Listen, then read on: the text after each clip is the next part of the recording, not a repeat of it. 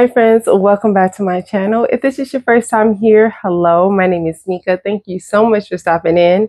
Heart to heart, stop using scare tactics to control people. And that goes for any area in life: religion, relationships, your children, family members, it does not matter. I tend to find this is the number one go-to for people, manipulators, people that's trying to be controlling, people that's trying to get their way, even narcissists. But we know that there is a very small amount of true narcissists in the world, but still, it's still a tactic used by just about everybody. Even our children try to manipulate us into believing if we don't do certain things or if we don't treat them certain ways, they're going to run away, they're going to do this, they're going to do that. Like, stop using those scare tactics, because like the saying goes, you can only cry wolf so many times before people are just like, you know what, I'm over it, I don't really care anymore. You do what you feel like you need to do. And that could be for anybody. Sometimes we could be really serious about something. Like if you're at your job and let's say you're always late and your supervisors are constantly on your back and telling you, if you do this one more time, this is going to happen. You're going to get written up. You're going to lose a day without pay or whatever the consequence is. Yet you do it again and again and again and nothing happens. But the same speech or attitude, or maybe even your supervisors may start gaslighting you or stonewalling you instead of keeping to their promise. We cannot continue to try to scare people into loving us, to caring for us, to doing right by us, to wanting to be in our lives, because at the end of the day, people are people and we grow immune to things. So if you're constantly threatening your kids, if you do this, I'm not going to take you here. If you do this, I'm not going to take you here. I'm not going to do this for you. I'm not going to do that for you. But the moment they do that thing, you're over here trying to stack up your money to figure out a way to do the exact same things you said you wouldn't do. They're not going to take you seriously. Then when it comes to religion, people constantly, oh, you're going to go to hell if you don't believe. First of all, God is love. God is full of love. And I don't believe that he will want for you, his children, his people, to go out here and win souls and to convince people that he does exist by you going out and trying to condemn them to hell. Trying to scare them into loving Jesus, loving God is just the absolute worst, because then you're in a situation where these people don't love them. So here they are trying to change their life around. They're struggling through life because they don't believe.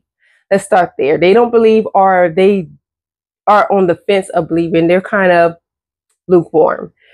And they're trying to strive through life, not even enjoying their life, not even the smallest bit, because they're trying to make sure that they don't go to hell, just to die and still go to hell. That's due to the fact that they never loved Jesus. They never loved God. So therefore, Jesus is just going to say, turn away from me. I never known you. You should fear Jesus. You should fear God to an extent. They're like our parents. You know what I'm saying? You don't have parents and you don't have any amount of fear, because then you'll have no respect. And so the things that they tell you to do, you wouldn't do them. So it's okay for a healthy amount of fear, but just going to people who may not believe at all and you're threatening, this is going to happen to you, you're going to go to hell, fire is going to be upon you, and all this stuff, if you do not believe, that doesn't make people want to believe in Jesus. That doesn't make people want to believe in God. They don't want your God, because you make your God sound evil. So when you are trying to help people save souls, help people turn their lives around, whatever it is, that's not the best way to go. And I feel like that's a number one go-to, especially for Christians, but it's living in fear. And that person's never going to have an enjoyable life because they're in fear that they're going to go to hell. So them being in fear will make them do certain things, but it's not true to who they want to be. And since God is love, he wants love. He wants you to truly love him for him. He wants your spirit, your soul, you as a person to truly love him and accept him. Jesus needs the same exact thing. But if somebody's just scaring you into it and you're just looking, let me make sure I love God, let me make sure I love Jesus so then I can go to heaven, you might as well just live your life the way you want to, because it's not real love. You wouldn't want to be with somebody who's like, well, let me go ahead and marry this person so I can get sex, so I can get money, so I can have a roof over my head, I can be taken care of, or whatever the case is, if that's the reason. But there's no love. They don't care to get to know you. They don't care to respect you. It's just, I just want what I want and I'm scared I'm going to lose it. So let me just go ahead and marry this person, or let me be friends with this person. You will feel absolutely horrible. But yet we do that to Jesus and we do that to God. But that's another story for another day. But moving on, we do that with everybody. Stop making threats to your children. Stop making threats to your employers. Stop making threats to your friends, your significant others, your spouses. Stop doing all that. Stop trying to, if you do this, I'm going to leave. If you say this, I'm going to do this back. If you don't give me a raise, I'm going to stop coming into work and doing all this stuff and trying to scare people into wanting to do what you want them to do. Because at the end of the day, I promise you, it just backfires on you. And it never goes well. At first, you may feel like you're in control, but people get tired of the threats. People get tired of you saying that you're going to do all this stuff. Because at one point, people are going to be like, well, just do it. I'm not doing this anymore. I'm not going to continue to kiss your butt just to make sure that we can be friends, to kiss your butt just to make sure that we can be in a relationship.